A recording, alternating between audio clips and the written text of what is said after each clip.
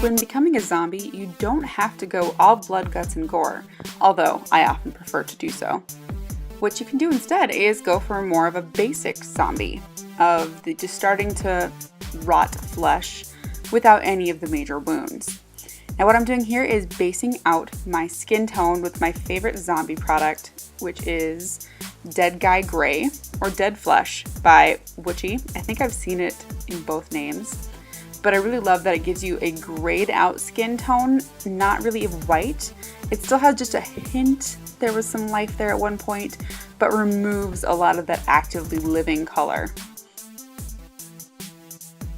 Now we want to start contouring the sunken in areas of our face, which is going to be below the cheekbones and on our forehead next to the temples.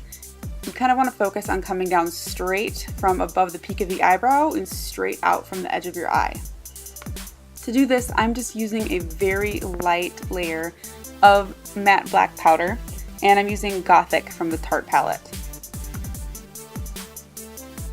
Don't forget to contour underneath the chin and on each side of your trachea.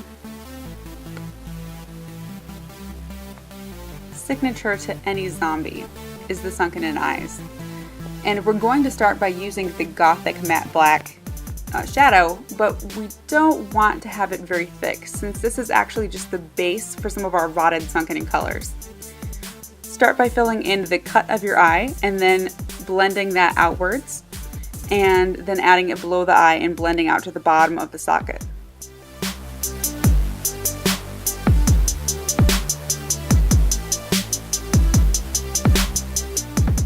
Now we can start laying on some additional colors, and you're going to want to use a nice rusty orange color.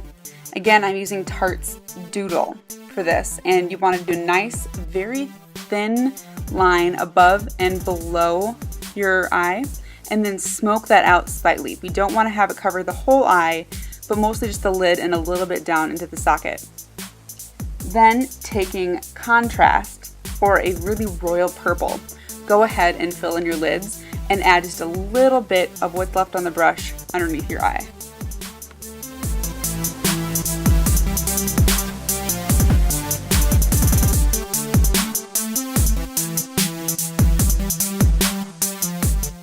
To remove any hard edges, simply dab over it with the same sponge you used to apply your Dead Guy Gray.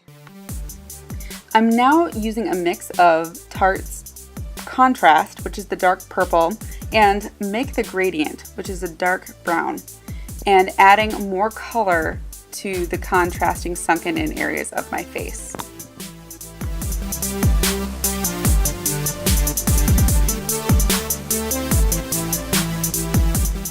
For my zombies, I love using the stippling sponge. It allows you to add a lot of rotted color and model up the look of your skin, not only deepening the look that we're doing here, but also breaking up any areas of exposed flesh.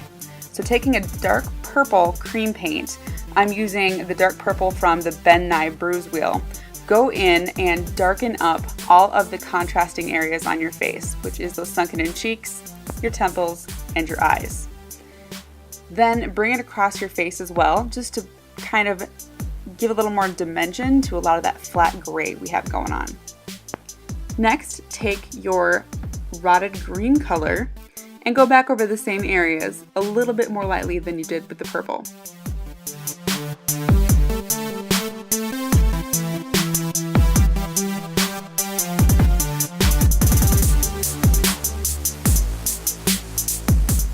Finally, using a rotted or mustard yellow, go back over the entire look again.